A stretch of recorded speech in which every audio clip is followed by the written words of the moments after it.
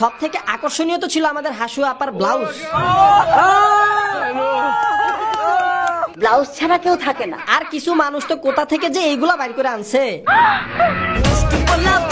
অনেকে তো শাড়িটাও পর্যন্ত বাদ দেয় নাই, শাড়ি নিয়ে আসছে উঠায়া। এটা আমি চাই না। এত কিছু নিচে ওর নাটাকি ফালায় আসবে।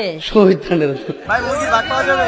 ভাই অবশ্যই আপনি সাবস্ক্রাইবার ভাই আমি ইনশাআল্লাহ ভাই বলো ভবনের মুরগি বলো আমরা আপনার জন্য নিয়ে যাব ইনশাআল্লাহ অবশ্যই চলে আসবে অবশ্যই ভাই। এটা হচ্ছে মুরগির ফার্ম। যেই সব লিজান্ডরা হাঁস মুরগি ধরতে পারে নাই তারা ফ্রিজের মাংস উঠায় নিয়ে আসছে। আর যারা ফ্রিজের মাংসটাও পায় নাই তারা ফ্রিজ থেকে মাছ উঠায় নিয়ে আসছে। আরো কিছু লিজান্ড মানুষ তো গণভবনের ক্ষেতের আখ কিংবা ক্ষেতের পিয়াইজ কিংবা গাছের ডাব কিংবা পুকুরের মাছ কিংবা জমির শাক কিংবা বাগানের ফুল এই সব কিছু নিয়ে আসছে। নিউ ফ্রিজ ভাই ফ্রিজ বার করলেন কেমনে? মানে মানুষজন কি না আনছে, মানে কি না আনছে তার একটা জিনিস স্মৃতি হইলেও রাখা লাগবে। মানে গাড়ির টায়ারটা পর্যন্ত গণভবন থেকে নিয়ে আসছে। এটা না হয় মানলাম, কি করলো গণভবন ঝাড়ু দেওয়ার যে ঝাড়ু সেইটা পর্যন্ত নিয়ে আসছে। বাকি লুটপাটের কথা আপনাদেরকে আরেকটু পরে জানাই, তবে এই লুটপাটের কাজগুলো যারা করছে তারা যে কতটা বিশ্রী এবং কতটা থার্ড ক্লাস মার্কা কাজ করছে এই বিষয়ে একটু পরে বলছি। আপাতত একটু পেছন থেকে শুরু করি। কিভাবে বলবো, 5 আগস্ট 2024 নাকি 36 জুলাই 2024?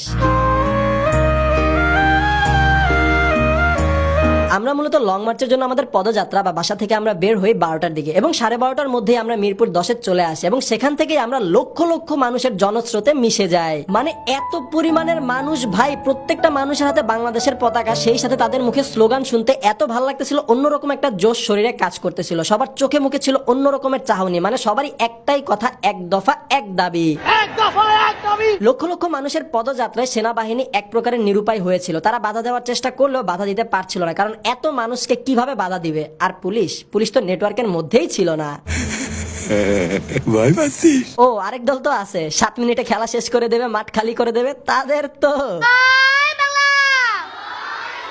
আমি মূলত একা বের হই নাই, আমার বিতিক বাস টিমের সবাইকে নিয়ে, অর্থাৎ অফিসের সবাই আমরা একসাথে বের হয়ে মিছিলে যোগ দিয়েছিলাম। আমরা হেঁটে অনেক দূর আসার পর আগারগাঁও সিগন্যাল থেকে আমাদের সাথে যোগ দেয় আপনাদের সবার প্রিয় বা আপনাদের পছন্দের কন্টেন্ট ক্রিয়েটর সাজিদ হাসান মাহি। আমরা মূলত জনস্রোতের সাথে হাঁটতে হাঁটতে স্লোগান দিতে দিতে ফার্ম গেটের কাছাকাছি আসার সাথে সাথে একটা সুখবরের সুবাতাস পেয়ে যায়। 100% সত্যি। এবং ফার্ম গেট আসার পর আমরা দেখতে পাই সেনাবাহিনী পুরাপুরি জনগণের সাথে চলে এসেছে। ওইদিকে তো আমাদের মহিব ভাই সেনাবাহিনীর সাপোর্ট পেয়ে পুরা সেনাবাহিনীর কাছে চলে যায় তাদের সাথে কর্মর্দন করতে।